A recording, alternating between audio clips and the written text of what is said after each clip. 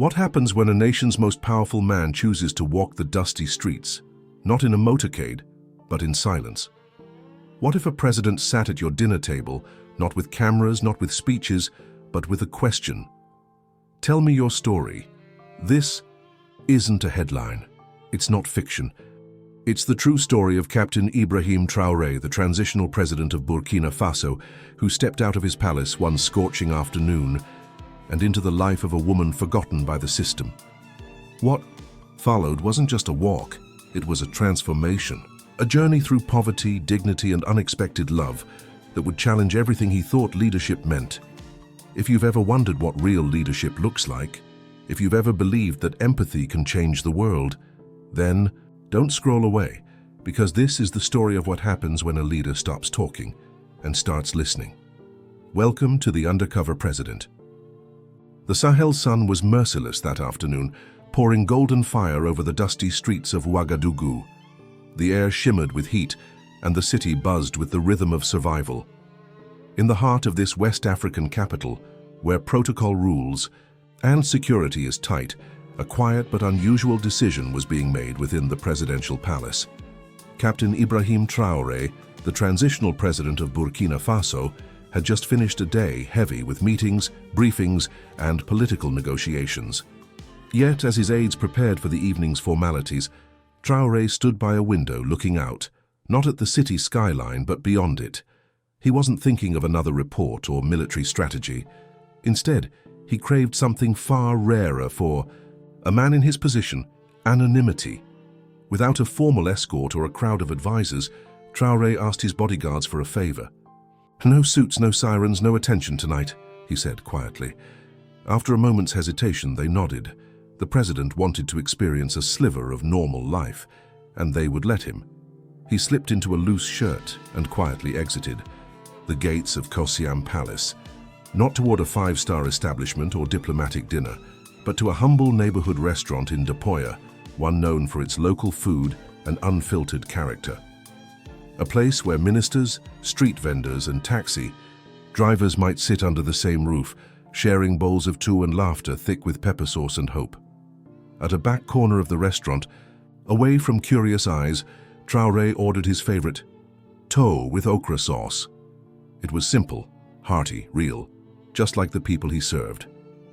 Through a small window, he watched the streets of Burkina Faso unfold. Women balancing baskets, children running barefoot, men bargaining in the shade. Then, without fanfare, she appeared, a woman dressed in faded traditional cloth. Her face told stories of sun and struggle, but she walked with a quiet pride.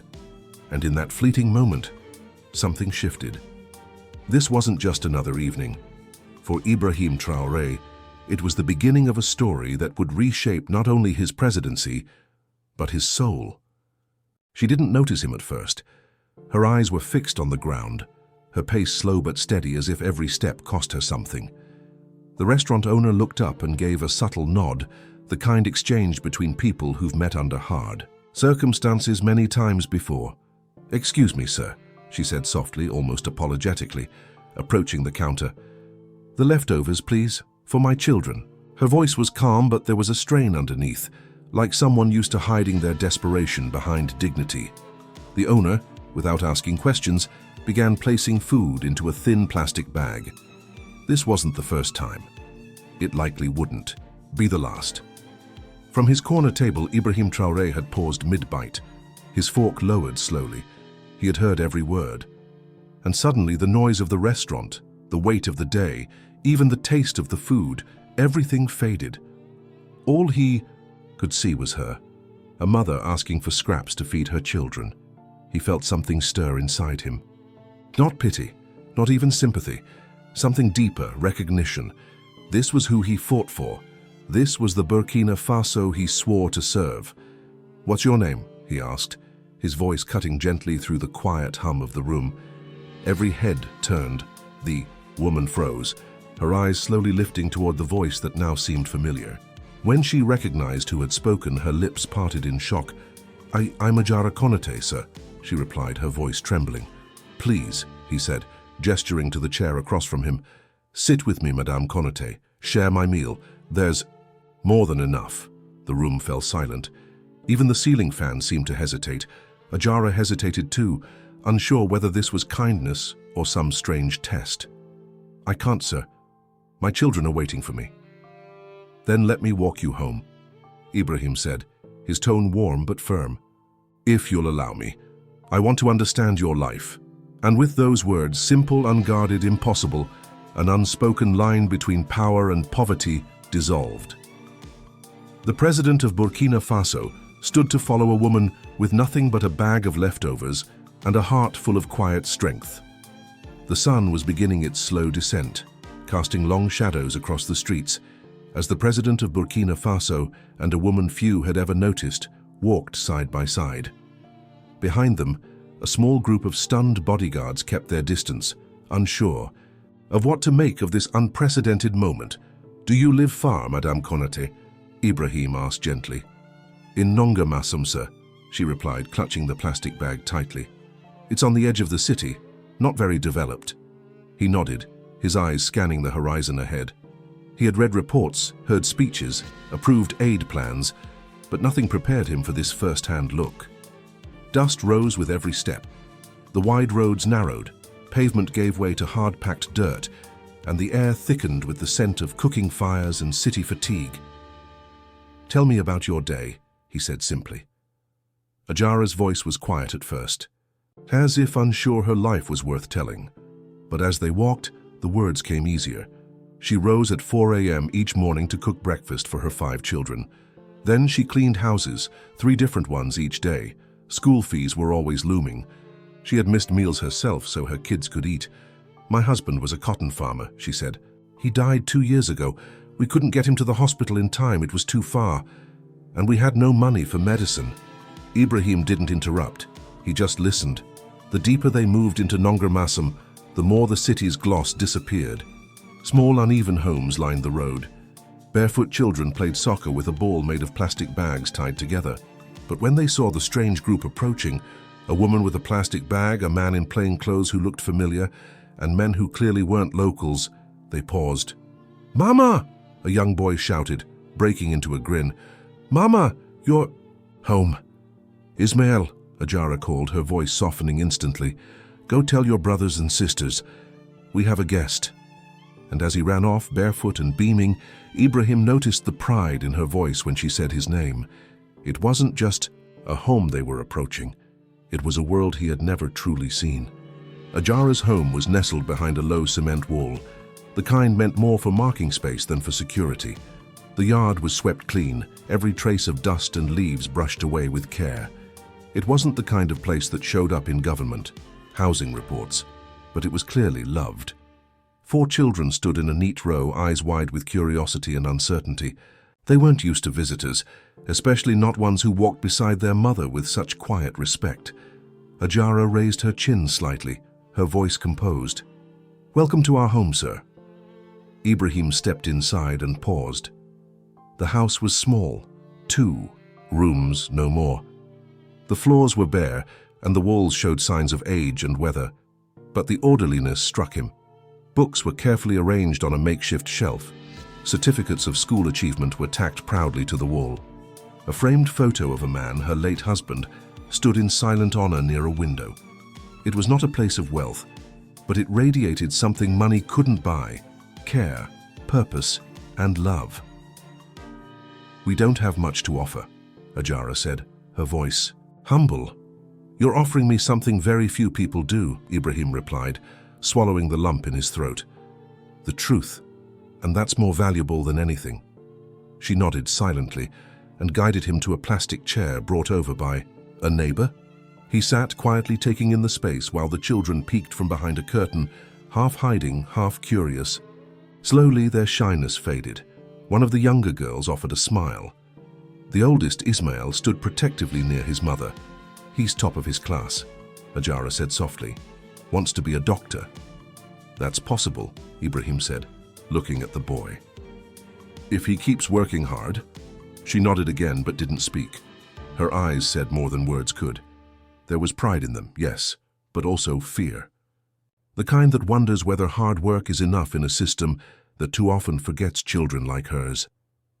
That evening, In the modest glow of a home without privilege, a powerful truth quietly settled in. The greatest strength of Burkina Faso wasn't in its institutions or army, it was in its people. As twilight draped the neighborhood in soft indigo, something extraordinary began to unfold in Ajara's yard. Word had spread fast, too fast for the bodyguards to contain. A few curious neighbors drifted over, unsure of what to expect. Then, a few more came. Some stood by the wall, others settled on upturned buckets or plastic stools, all of them quiet, waiting. They came not for spectacle, but for the rare chance to be heard. Ibrahim sat calmly, still in his plain shirt, his expression open. He didn't rise to speak. He didn't wave a flag or quote from policy papers. Instead, he leaned forward and said the simplest, most powerful words, "Tell me what I need to understand." And so they did. An elderly man, his back slightly bent with age, cleared his throat. "The nearest clinic is 5 kilometers away," he said. "And even when we get there, they don't have medicine. Sometimes not even a nurse." A woman, cradling a sleeping baby in a wrap, spoke next. "The water from the well isn't safe. We boil it when we can, but that takes time and wood.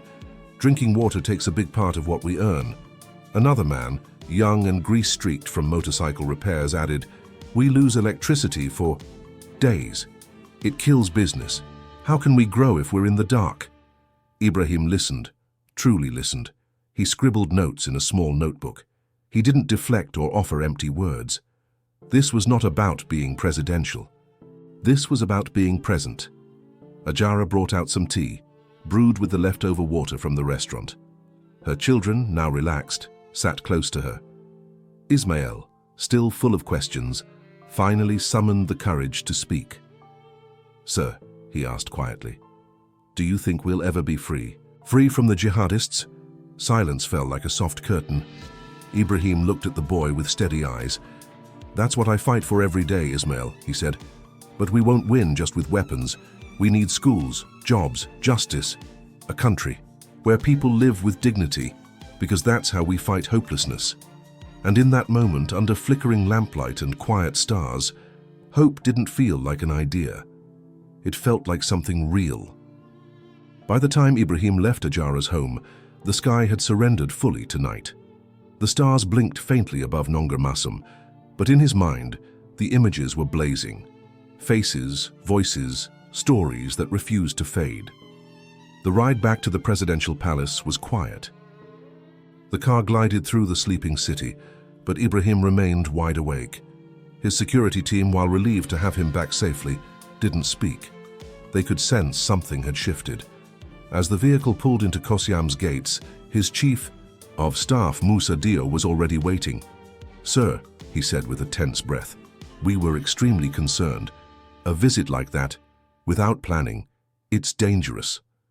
Ibrahim simply raised a hand, signaling silence.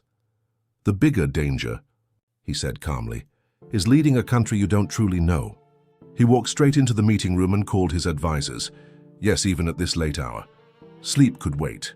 Urgency couldn't. Around the long table, ministers and directors filed in with bleary eyes and stiff collars. But when Ibrahim began to speak, the room straightened. He recounted his night, not as a politician giving a speech, but as a man telling the truth. "I want a full review of every social program in the poorest areas of Ouagadougou," he said. "I want names, numbers, explanations. Why is there no clean water in Nongermassum? Why are there no medicines at the clinics?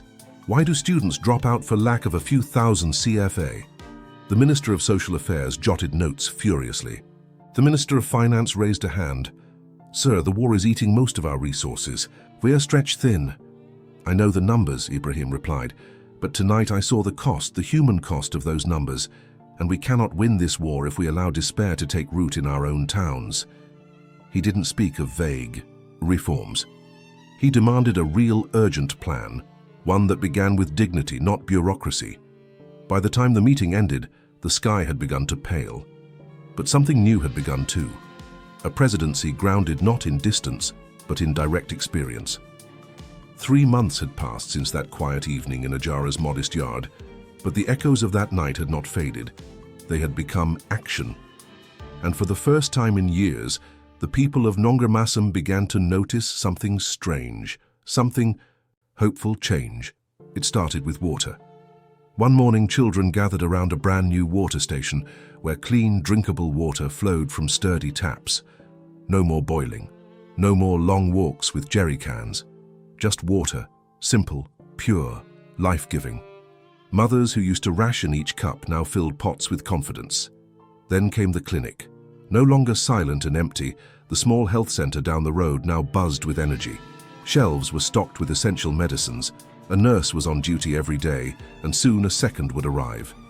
The word spread quickly. If your baby had a fever, you didn't need to wait or walk 5 kilometers anymore.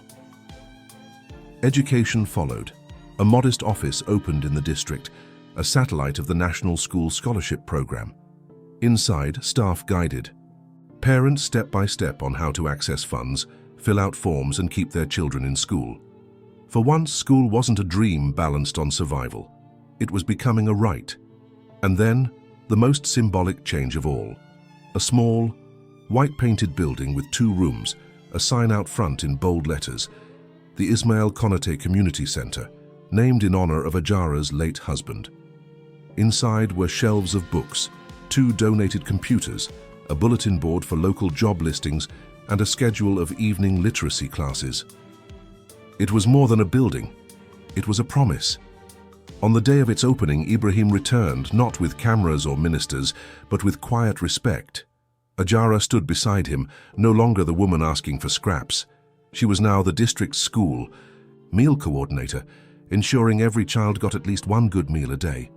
"You changed my life, sir," she said. "No," Ibrahim replied softly. "You changed mine. You reminded me why I chose to serve, and for once in a place long forgotten, people were beginning to believe that leadership could still mean listening and that dignity could be restored, one neighborhood at a time." The ceremony was simple, yet every second of it felt historic. Children sang songs they had practiced for days, their voices pure and proud. Elders offered blessings in quiet, rhythmic chants, hands raised skyward. And in the front row sat the people who mattered most. Not politicians, not donors, but neighbors. Parents, students, dreamers. Captain Ibrahim Traoré stood to speak without notes. No teleprompters, no entourage, just a man, changed. "What we are opening today," he began, gesturing to the newly built Ajara Konaté Community Center, "is not just a building. It is a symbol." He paused, scanning the crowd. "It's a symbol of what we can do together when we don't give up, when we choose to believe in our power to shape our own future." There was no applause at first, just stillness. Everyone was listening. He didn't sugarcoat reality. He acknowledged the country's challenges. Terrorism still threatened borders, poverty still haunted many homes, and justice was still a promise too often delayed. But there was one truth he kept coming back to, one that had crystallized since that night in Ajara's yard. "The true strength of Burkina Faso," he said, "isn't in our resources. It's not in weapons or wealth, it's in our people. I saw it here in Nongermassum, in parents who sacrifice everything for their children's education, in young people who still believe even when the odds are cruel." He announced that the pilot program, born in this district, would expand to 10 more neighborhoods across Ouagadougou. Eventually, it would reach the entire nation, but not through top-down orders. Instead, by empowering local communities to decide their priorities. This revolution, he said, is not just political or economic. It is human, and it begins here together. After the speeches, Ibrahim sat again with the locals, just like on that first night. They shared updates, offered honest feedback, and voiced new dreams. Before leaving, he turned to Ajara. "And your son, Ismail, does he still want to be a doctor?" She smiled, eyes shining with pride. "More than ever. And now, he knows he can." "Good," Ibrahim said, his voice quiet but firm. "Because his country needs doctors like him. And his president believes in him." In the end, no viral video, no reform, no headline could truly capture what changed that night in Nongermassum. It wasn't just the new water system, or the community center, or the scholarships. It was the moment a mother, once asking for Leftovers stood beside a president as an equal. It was the spark in a boy's eyes when he said, "I still want to be a doctor." And it was the president who whispered back, "Your country needs you." We often say politicians are out of touch, but what if, just once, one of them came home? If this story moved you, share it.